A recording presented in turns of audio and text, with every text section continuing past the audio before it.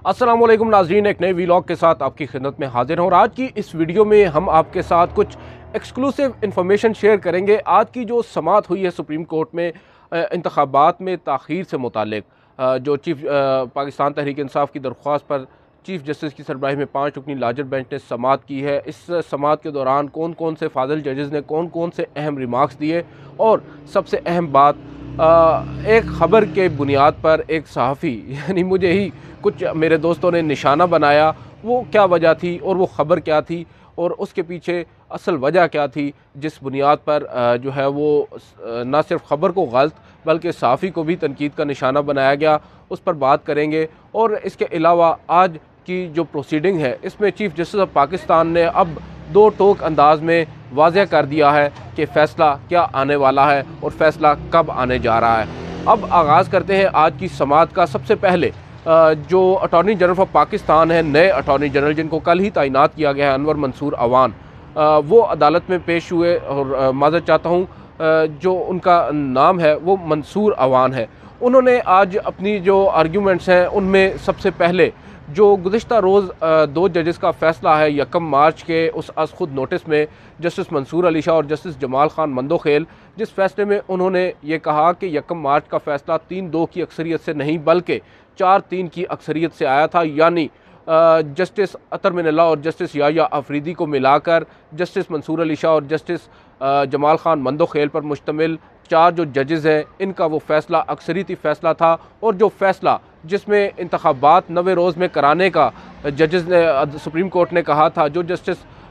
Chief justice Umar Ata Bandial, justice Munib Akhtar और एक दूसरे फाजिल जज उन पर मुश्तमिल जस्टिस मोहम्मद अली मज़हर ने लिखा था, उसका कोई आइनी जवाज़ नहीं है। जब उन्होंने ये बात की तो जस्टिस जमाल ख़ान मंदोखेल के ऊपर आते हैं,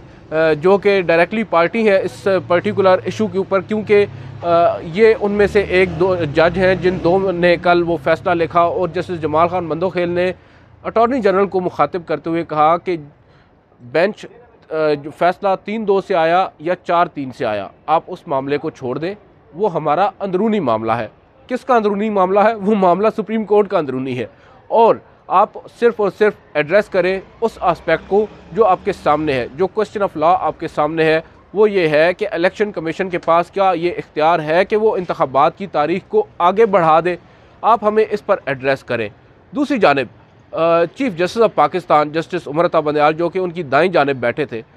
उन्होंने जब जस्टिस जमाल ख़ान मंदोखेल के ये रिमार्क्स और ऑब्जर्वेशन सुनी तो वो ख़ुद हैरान हुए और उन्होंने मुस्कुराते हुए जस्टिस मंदोखेल को देखा और कहा कि मैं काफ़ी ज़्यादा जो है वो शुक्रगुज़ार हूँ जस्टिस जमाल ख़ान मंदोखेल का, जिन्होंने बड़े दो टोक अंदाज में अब जो है वो मौक़िफ़ अपना वाज़ह कर दिया है। और ये बात इस वजह से ज़्यादा अहम है कि कल से एक जो है वो बहस चल रही थी जजेस की आपसी, जो रंजिशें हैं, जो फूट है, जो कि हकीकत में भी है, मगर वो जब कमरा अदालत तक पहुंची और कल जो अदालती फ़ैसला एक आया उसके बाद नई बहस ने जन्म लिया। और एक पर्टिकुलर पॉलिटिकल पार्टी, अगर मैं नाम लूँ तो मुस्लिम लीग नवाज़ या फिर PDM की जो हुकूमत है, इनकी जानब से एक नरेटिव दिया गया कि जजेस जो हैं वो ख़ुद ही चीफ़ जस्टिस के ख़िलाफ़ हो गए हैं। जब जस्टिस जमाल ख़ान मंदोखेल ने ये ऑब्जर्वेशन दी तो हम भी हैरान हुए, चीफ़ जस्टिस भी हैरान हुए। चीफ़ जस्टिस ने कहा, I feel very grateful for my lord's clarification, he puts it so bluntly, thank you my Lord.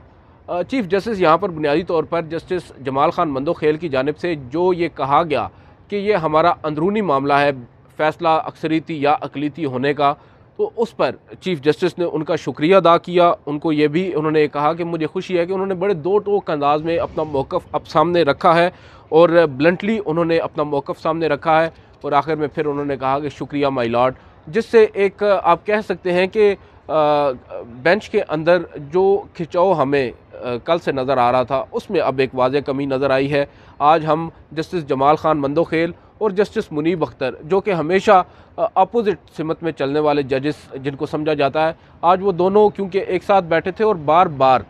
मुसलसल वो एक दूसरे के साथ मशवरे भी कर रहे थे, गुफ्तगू भी कर रहे थे। गो के जस्टिस मुनीब अख्तर का अपना एक स्टाइल है, वो माइक के मुंह के ऊपर हाथ रख कर मशवरा करते हैं ताकि जो भी बात वो दोनों जजेस आपस में कर रहे हों वो हम जैसे नालायक सहाफ़ी ना सुन लें। बहरहाल ये हमने देखा, हमने जब इसको नोट किया अपनी डायरीज़ पर, तो हमने कोशिश की कि इसको फ़ौरी तौर पर ब्रेक भी करें, क्योंकि मेरी नाक़िस जो अंडरस्टैंडिंग है उसके मुताबिक ये आज की उस वक्त की सबसे बड़ी डेवलपमेंट इस वजह से थी क्योंकि कल से इस एक दो जजेस के फ़ैसले को जवाज़ बनाकर ना जाने क्या कुछ कहा जा रहा था, मगर आज जब उन्हीं में से एक जज ने दो टोक अंदाज में ये कह दिया कि वो हमारा अंदरूनी मामला है, तो अब ये ख़बर अंदरूनी नहीं थी, ये ख़बर फौरी तौर पर पब्लिक होने के लिए थी। मैं बाहर आया, कमरा अदालत नंबर 1 से जो ही बाहर आया अपना मोबाइल उठाया और सबसे पहले अपने ऑफिशियल टिकर जो ग्रुप है मेरा सुनो टीवी का जिसमें मैं काम करता हूँ, उसके ग्रुप में मैंने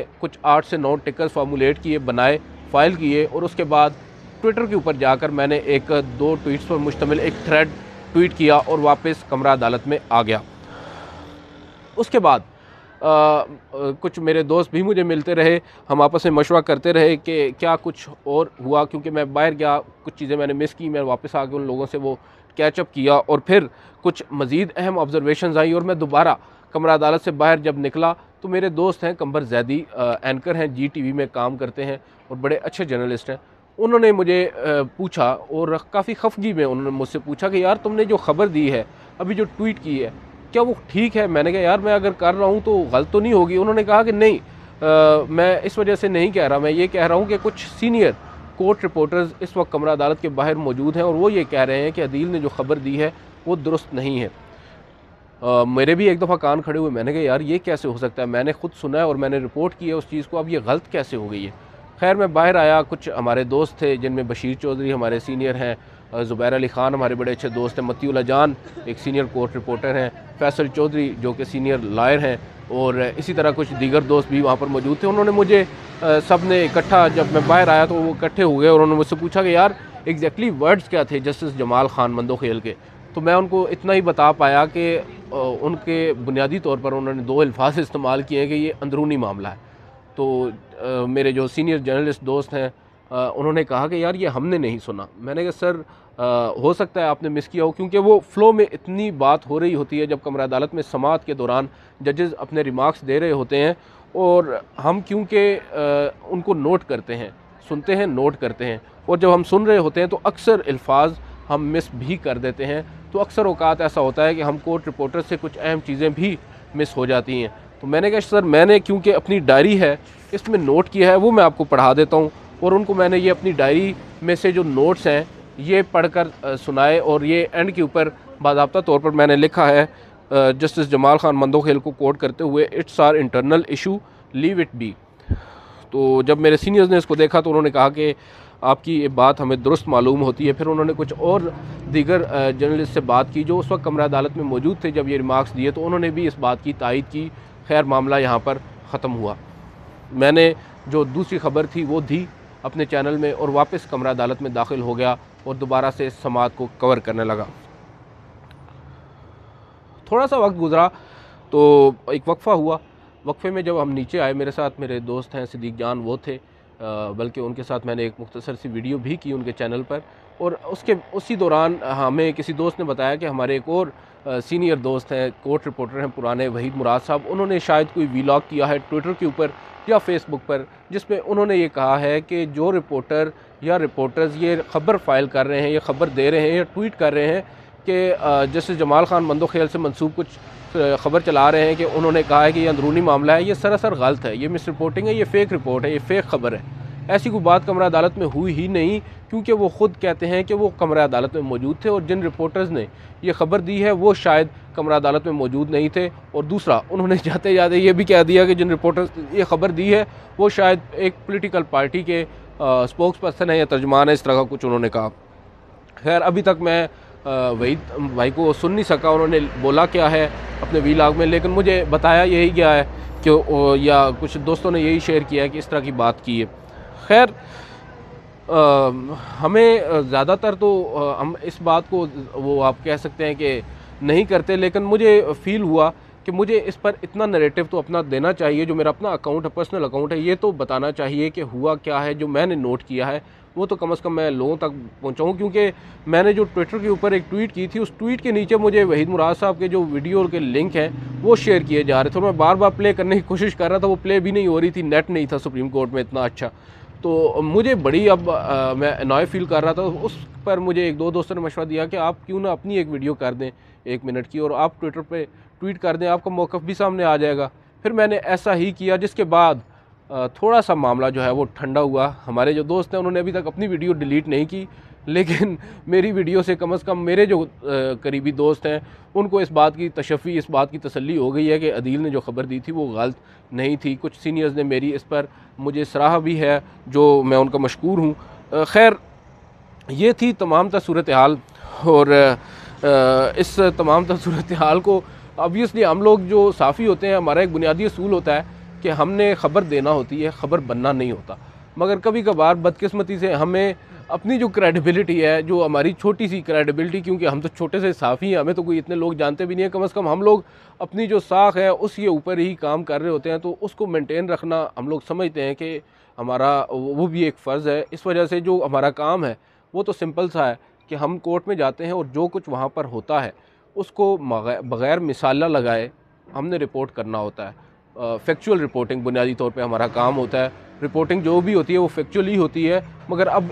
इसके मुख्तलिफ पहलू निकल आए हैं। हम जो रिपोर्टिंग करते हैं सुप्रीम कोर्ट में वो फैक्चुअल रिपोर्टिंग होती है, क्योंकि अगर हम उससे इधर उधर हो जाएं तो मामला जो है वहाँ पर हमें किसी एक पॉलिटिकल पार्टी की जानिब से या इधर से या उधर से लिफाफा तो कम से कम नहीं आता, मगर जो हमारे ऊपर जजेस बैठे हैं उनकी जानिब से हमें नोटिस तो इन्हें अदालत का ज़रूर आ जाता है। लिहाजा हमारी कोशिश यही होती है कि ऑब्जेक्टिवली जो कुछ भी हमारे सामने रिपोर्ट हो रहा है, चाहे उसका फ़ायदा PMLN को हो जो हम रिपोर्ट कर रहे हैं, या पीपल्स पार्टी को हो या PTI को हो, हमें उससे कोई सरोकार नहीं है। हमें सरोकार है उन फैक्ट से जो हमने रिपोर्ट करने हैं, और वो हम कोशिश करते रहेंगे आइंदा भी। और आपसे अगली वीडियो मुलाकात होगी। इजाज़त दीजिए, अल्लाह हाफ़िज़।